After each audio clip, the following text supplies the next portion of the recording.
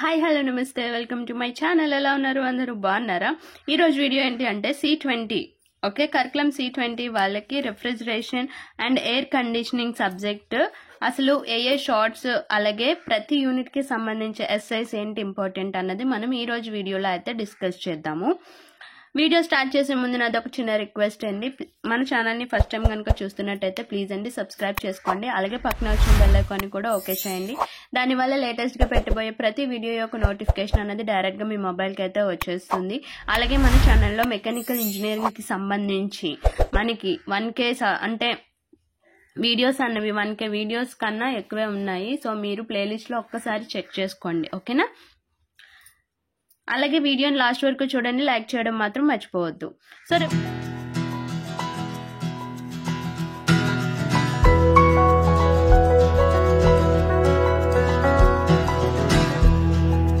Refrigeration and air conditioning unit 5 అండి. First preference AC equipment and applications. దానికి సంబంధించి shorts ఏంటి అంటే ఎయిర్ కండిషనింగ్ సిస్టమ్ అంటే ఏంటంటే డిఫైన్ లేదంటే what is the air conditioning system, దానికి సంబంధించి అప్లికేషన్స్ అండ్ ఫ్యాన్స్ టైప్స్ అన్నవి ఉంటాయి. సో మనకి ఏసీ అంటే ఎయిర్ కండిషనింగ్ ఎక్విప్మెంట్స్ లో యూజ్ చేసే ఫ్యాన్స్ లో మనకి ఫ్యాన్ యొక్క ఫంక్షన్ ఏంటి, అలాగే టైప్స్ ఏంటి, ఎన్ని టైప్స్ ఆఫ్ ఫ్యాన్స్ ని మనం యూజ్ చేస్తాము అన్నది.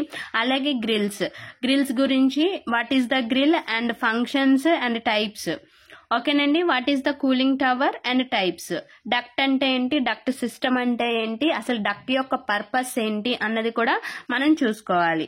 నెక్స్ట్ మెయిన్ డిఫరెన్స్ ఏంటి అంటే హ్యూమిడిఫైయర్ డీహ్యూమిడిఫైయర్ యొక్క డిఫరెన్సెస్ చూసుకోండి, ఓకేనా? అంటే వాట్ ఈజ్ హ్యూమిడిఫైయర్ అని తెలుసుకున్నా okay, and what is dehumidifier చూసుకున్న డిఫరెన్స్ అడిగినప్పుడు రెండింటినీ టేబుల్ ఫామ్ లో లేదు అంటే నార్మల్ గా అయినా రాయొచ్చు. ఇవి మెయిన్ గా అడుగుతున్న షార్ట్స్ అన్నమాట. ఓకే, ఎస్ఐస్ కి వచ్చేసరికి working of year round and central AC system, అలాగే సమ్మర్ అండ్ వింటర్ సిస్టమ్స్, ఓకేనా? సో ఇక్కడ ఏసీవి ఏంటి అంటే ఎక్విప్మెంట్ సిస్టమ్స్ లో మనకి year round central AC system ఎలా ఉంటుంది, అలాగే సమ్మర్ కి వింటర్ కి ఏసీ సిస్టమ్స్ ఎలా ఉంటాయి అన్నది మనం చూసుకోవాల్సి ఉంటుంది. నెక్స్ట్ డక్ట్ కలెక్టర్స్, అందులో కూడా విస్కస్ టైప్ అన్నది అడుగుతున్నాడండి, ఓకేనా? డస్ట్ కలెక్టర్స్ అన్నది చూసుకోండి. Next fans, duct, okay. So fans గురించి డక్ట్ గురించి అంటే డస్ట్ కలెక్టర్స్ నుంచి మనకి ఈ 3 టాపిక్స్ లో ఏదో ఒకటి కన్ఫర్మ్ గా అడుగుతున్నాడు. Next advantages, disadvantages, main functions, okay. Next loop perimeter, radial perimeter, duct system, ఈ రెండిట్లో ఏదో ఒకటి కన్ఫర్మ్ అన్నమాట. మనకి ఈ సబ్జెక్ట్ లో అంటే C20 refrigeration and air conditioning A unit తీసుకున్నా 14 మార్క్స్ అండి. కంపల్సరీగా మీరు కొన్ని యూనిట్స్ అన్ని చదవాల్సి ఉంటుంది, ఎందుకంటే మనకి ఇందులో ఏ బిట్ బి బిట్ అన్నది అడిగే ఛాన్సెస్ అన్నవి ఉంటాయి. కాబట్టి మీరు కంపల్సరీగా సిలబస్ అన్నది కంప్లీట్ చేసుకోవాలి. 5 యూనిట్స్ లో మినిమం మీరు 4 యూనిట్స్ అన్నవి చదివితేనే మనకి పాస్ అన్నది కన్ఫర్మ్ అవుతుంది. లేదు అంటే లేదు. అంటే C23 3 యూనిట్స్ చదువుతాం, 3.5 చదువుతాం అంటే అవ్వదు. మీకు ఎక్కువే మీరు ప్రిపేర్ అవ్వాలి, ఎందుకంటే మీకు మార్క్స్ వెయిటేజ్ అన్నది చాలా తక్కువ ఉంటుంది.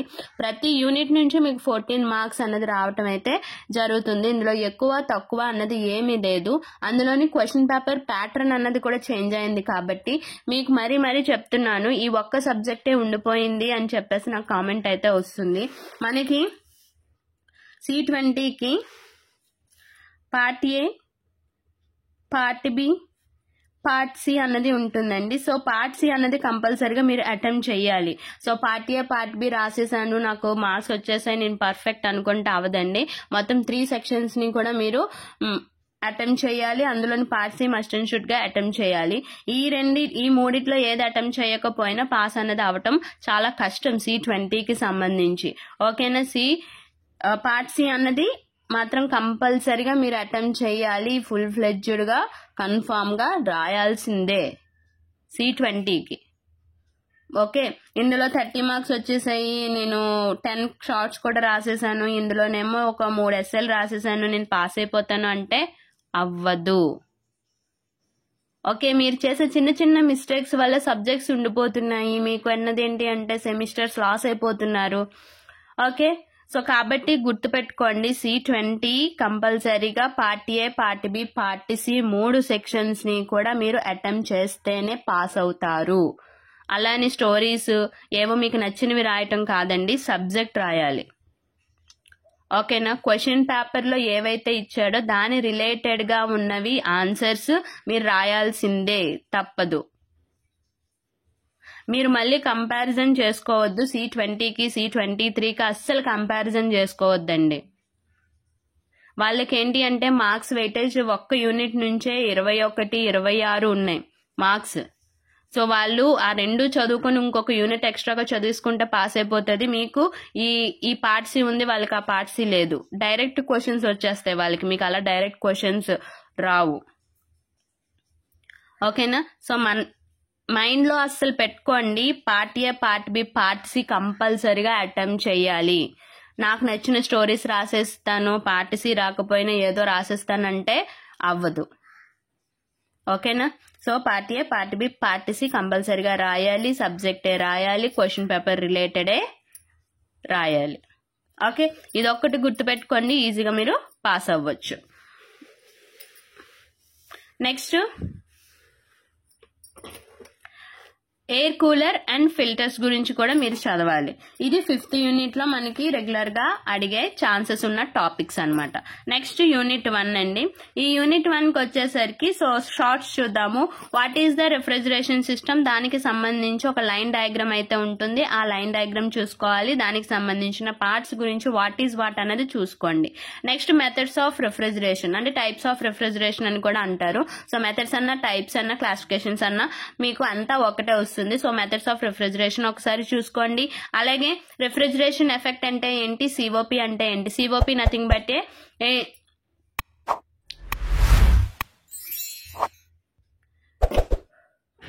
సిఓపి ఏంటంటే కోఎఫిషియంట్ ఆఫ్ పెర్ఫార్మెన్స్ చూసుకోండి. నెక్స్ట్ యూనిట్ ఆఫ్ రిఫ్రిజిరేషన్ అంటే ఏంటి, టన్ ఆఫ్ రిఫ్రిజిరేషన్ అంటే ఏంటి. జస్ట్ మనకి చిన్న ప్రాబ్లమ్స్ అన్నవి ఉంటాయి, టూ సమ్స్ అంటే 2 ఫార్ములాస్ యూజ్ చేసే ప్రాబ్లమ్స్ ఉంటాయి కదా, అవి కూడా 3 మార్క్స్ కి అడిగే ఛాన్సెస్ అయితే ఉన్నాయి. ఓకే, మీరు ఇవి చూసుకుంటే సరిపోతుంది యూనిట్ 1 నుంచి.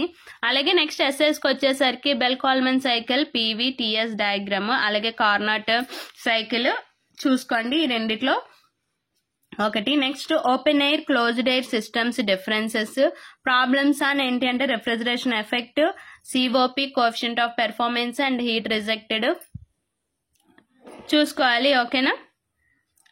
ఇవి థియరీ. నెక్స్ట్ ఇదేంటి అంటే ప్రాబ్లమ్స్ అనేవి చూసుకోవాలి. ఇది యూనిట్ 1. నెక్స్ట్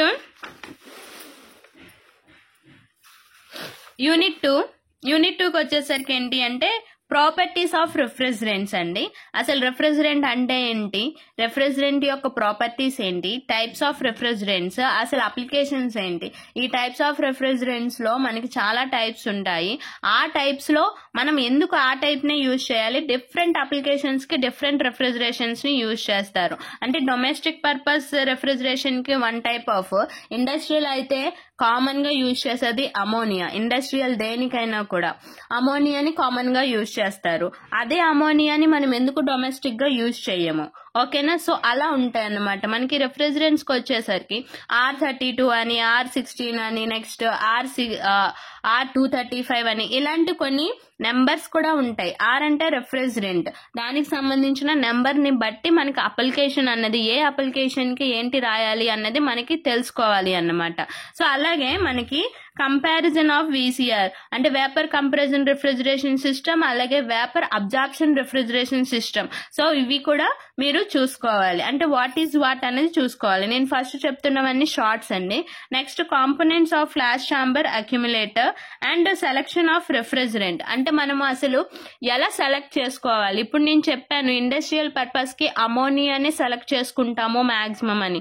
అసలు ఆ రిఫ్రిజిరెంట్ ని ఎలా మనం సెలెక్ట్ చేసుకోవాలి, కొన్ని పర్పస్లు అన్నవి ఉంటాయి, అలాగే అప్లికేషన్స్ అన్నవి ఉంటాయి. అసలు ఎందుకు వాటినే సెలెక్ట్ చేసుకోవాలి అన్నది తెలియాలి అంటే మనకి కంపల్సరీగా what is the refrigerant and types of refrigerant, applications of refrigerants తెలిస్తేనే మనకి పర్టికులర్ ఒక అప్లికేషన్స్ కి పర్టికులర్ రిఫ్రిజిరెంట్ ని మాత్రమే మనం సజెస్ట్ చేయగలం. సో దానికి కూడా రీజన్ అనేది ఉంటుంది అనమాట. నెక్స్ట్ ఎందుకు అంటే ఇప్పుడు నేను అడిగిన క్వశ్చన్ అడగొచ్చు మీకు జనరల్ గా, ఓకే, అంటే అమోనియానే ఎందుకు ఇండస్ట్రియల్ పర్పస్ గా యూజ్ చేస్తారు, మిగతా ఎందుకు రెఫ్రిజరెంట్స్ ని యూజ్ చేయరు, లేదు అంటే డొమెస్టిక్ లో ఎందుకు అమోనియాని యూజ్ చేయరు అని. సో ఇక్కడ ఏంటి అంటే మనకి ఇండస్ట్రియల్స్ ని చూసుకుంటే మనకి ఓన్లీ కావాల్సింది ఏంటి, రిఫ్రిజరేషన్ ఎఫెక్ట్ మాత్రమే కావాలి. అది కోల్డ్ స్టోరేజ్ కావచ్చు, లేదు అంటే ఇంకేదైనా టోటల్ గా ఇప్పుడు డైరీ ఫార్మ్స్ ఉన్నాయి, డైరీ ఫార్మ్స్ లో మనం టోటల్ కోల్డ్ స్టోరేజ్ రూమ్స్ నే మనం మెయింటైన్ చేయాల్సి ఉంటుంది. అంత హెవీ వాల్యూమ్ ఉన్న రూమ్స్ ని మనం మెయింటైన్ చేయాలి అంటే డొమెస్టిక్ రిఫ్రిజరెంట్స్ ని మనం ఎఫోర్డ్ చేయలేము. ఓకే, అందుకని అమోనియా ఏంటి అంటే రిఫ్రిజరెంట్ ఎఫెక్ట్ అన్నది ఈజీగా ఇస్తుంది. ఓకే, అక్కడ మనకి easy availability and cost wise చూసుకున్నా మనకి ఇండస్ట్రియల్స్ కి మాత్రమే మనకి అది వాడతారనమాట అమోనియా. అదే అమోనియా మనం డొమెస్టిక్ లో యూజ్ చెయ్యము. ఎందుకు అంటే ఇక్కడ యూజ్ చేసేది ఏంటి అంటే హ్యూమన్ కంఫర్ట్ అన్నది చూసుకుంటాం. ఇక్కడ ఏంటి, అమోనియా వన్స్ లీక్ అయ్యిందా మనకి చాలా హెల్త్ హజార్డ్స్ అన్నవి వస్తాయి. కొంతమందికి స్కిన్ అలర్జీస్ వస్తాయి, కొంతమందికి ఏంటి అంటే అన్కాన్షియస్ అయిపోతారు అమోనియా స్మెల్ చూస్తే. సో ఇలాంటి ప్రాబ్లమ్స్ అన్నవి చాలా ఉంటాయి అన్నమాట. అందుకనే మనం డొమెస్టిక్ పర్పస్ కి మనం అమోనియాని అసలు మనం సజెస్ట్ చెయ్యం. ఓకేనండి. సో ఇలా కొన్ని రీజన్స్ అన్నవి ఉంటాయి. ఆ రీజన్స్ వల్లనే మనకి ఏ అప్లికేషన్స్ దగ్గర అంటే మనకు కావాల్సిన రిక్వైర్మెంట్ అప్లికేషన్ కి ఏ రిఫ్రిజరెంట్ యూజ్ చేయాలన్నది మనం కంపల్సరిగా తెలుసుకోవాలి. ఇవి మీకు షార్ట్స్ అన్నమాట. నెక్స్ట్ ఎలక్ట్రోలైజ్ రిఫ్రిజరేషన్ అంటే ఏంటి, నెక్స్ట్ లిథియం బ్రోమైడ్ రిఫ్రిజరేషన్. ఓకేనా, సో ఇవి ఎస్ఐస్ ఇప్పుడు చెప్తున్నవి. Next problem on VCRS and VARS, అలాగే difference between the VCRS and VARS. Okay, and difference between 2 fluid and 3 fluid absorption system. So వీటికి సంబంధించిన మొత్తం 63 వీడియోస్ అన్నవి నేను చేశానండి R&AC ప్లేలిస్ట్ లో, ఒకసారి చెక్ చేయండి. ఒకవేళ ఏదైనా టాపిక్ మిస్ అయితే నాకు కామెంట్ చేయండి. ఓకేనా, సో అలాగే వీటితో పాటు సూపర్ హీటింగ్, సూపర్ కూలింగ్ అన్నది కూడా మీరు చూసుకోండి. ఎందుకంటే బై ఛాన్స్ ఇచ్చే అవకాశం అన్నది ఉంది, super heating and sub cooling అన్నమాట. ఓకేనా, ఇది second unit. Next third unit కి వచ్చేసరికి కంప్రెసర్స్. ఓకే, సో మనకి ఆల్రెడీ రెఫ్రిజరేషన్ సైకిల్ గురించి తెలుసుకుంటే లైన్ డయాగ్రామ్ లో కంప్రెసర్స్ అన్నది main heart of the refrigerant అన్నమాట. మొత్తం కంప్రెస్ అన్నది చెయ్యాలి. సో అలాగే types of compressors, next functions of condensers, classifications, evaporator అంటే ఏంటి, ఎక్స్పాన్షన్ డివైస్ అంటే ఏంటి. ఓకేనా, నెక్స్ట్ డ్రైయర్స్, ఫంక్షన్స్, టైప్స్, ఇవే తెలుసుకోవాలి. ఏది ఉన్నా కూడా ఒక ఎవాపరేటర్ ఫంక్షన్ అంటే డెఫినేషన్ ఏంటి, దాని యొక్క ఫంక్షన్ ఏంటి, అప్లికేషన్స్ ఏంటి, టైప్స్ ఏంటి, ఇలా చూసుకుంటే సరిపోతుంది. ఓకేనా, షార్ట్స్ కి. నెక్స్ట్ ఎస్ఐస్ కి వచ్చేసరికి కండెన్సర్. ఇక్కడ ఏంటి అంటే వర్కింగ్ ప్రిన్సిపల్ కంపల్సరీగా రాయాలి, డయాగ్రామ్ ఉంటే డయాగ్రామ్ గీయాలి. ఓకేనా, కండెన్సర్స్ లో సెల్ ట్యూబ్ ఉంటుంది, అలాగే షెల్ కాయిల్ ఉంటుంది. ఓకే, ఎవాపరేటర్ లో మెయిన్ అడిగేది ఏంటి అంటే flooded type. Okay, next expansion devices లో ఏంటి అంటే థర్మోస్టాటిక్ అడుగుతున్నాడు. Next working principle of ice plant, working principle of water cooler and cold storage. So ఇవి మీకు థర్డ్ యూనిట్ నుంచి వచ్చే ఎస్ఐస్.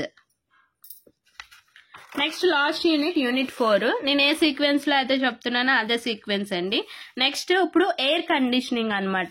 అండ్ మనకి ఇంకో జనరల్ క్వశ్చన్ అడగొచ్చు, అసలు రిఫ్రిజరేషన్, ఎయిర్ కండిషనింగ్ ఒకటి ఎందుకు కాదు?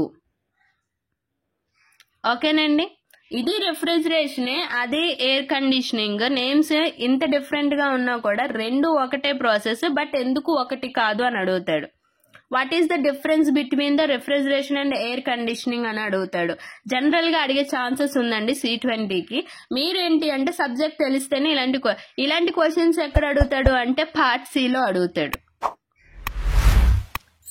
ఓకేనా, ఈ పార్ట్ Cలో అడిగే క్వశ్చన్స్ ఇలాగే ఉంటాయి, జనరల్ గా అడుగుతాడు అనమాట. అందులోనే R&Dకి అలాంటి క్వశ్చన్స్ అడిగే ఛాన్సెస్ చాలా ఎక్కువ ఉన్నాయి. ఓకేనా, సో అందుకని మీరు రెఫ్రిజరేషన్ కి ఎయిర్ కండిషనింగ్ కి డిఫరెన్స్ తెలిస్తేనే మీరు ఓన్ గా రాయాల్సి ఉంటుంది కొన్ని క్వశ్చన్స్. ఓకే, యూనిట్ 4 కూడా 14 మార్క్స్ కి వస్తుంది మనకి. Air conditioning, definition of air conditioning or define the air conditioning. Next features of psychrometric chart, ఇది మోస్ట్ ఇంపార్టెంట్ అండి, చాలా చాలా ఇంపార్టెంట్ మనకి. ఇది షార్ట్స్ లోనే కాదు ఎస్ఎస్ లో కూడా అడిగే ఛాన్సెస్ చాలా ఎక్కువ ఉంది. ఓకే, నెక్స్ట్ కొన్ని డెఫినేషన్స్ అనేవి ఉంటాయి. ఈ డెఫినేషన్స్ లేకుండా క్వశ్చన్ పేపర్ అయితే ఉండదు. వాట్ ఈజ్ హ్యూమిడిటీ, అలాగే relative humidity, okay, dew point అంటే ఏంటి, అలాగే డ్రై బల్బ్ టెంపరేచర్, అలాగే వెట్ బల్బ్ టెంపరేచర్ అంటే ఏంటి అన్నది కూడా మీకు కొన్ని డెఫినేషన్స్ ఉంటాయి. ఆ డెఫినేషన్స్ మస్ట్ అండ్ షుడ్ మీరు చదవాలి. Next human comfort, factors of human comfort. Okay, మనకి ఏంటి అంటే కరెక్ట్ గా సబ్జెక్ట్ కనుక నేర్చుకుంటే మొత్తం రూమ్ తీసుకుంటే ఆ రూమ్ యొక్క వాల్యూమ్ ని బట్టి మనం ఏసీ కెపాసిటీ అంటే ఎయిర్ కండిషనింగ్ కెపాసిటీ అన్నది చూసుకోవాలి. అలాగే హ్యూమన్ కంఫర్ట్ ఎంత టెంపరేచర్ అన్నది కూడా మీకు క్యాలిక్యులేషన్ లో చెప్పే ఉంటారు. ఓకేనా? సో హ్యూమన్ కంఫర్ట్ టెంపరేచర్ ఎంత ఉంటుంది, దానికి మించి ఏంటి, దానికి ఇంకా డిజైన్ చేయాలా, లేదంటే మనకి ఎన్ని ఎయిర్ పాసేజెస్ ఉన్నాయి అంటే విండోస్ ఎన్ని ఉన్నాయి, డోర్స్ ఎన్ని ఉన్నాయి, ఇవన్నీ కూడా మనం క్యాలిక్యులేట్ చేసుకొని వాటికి సంబంధించి మనం ఎయిర్ కండిషనింగ్ చూస్ చేస్తాం.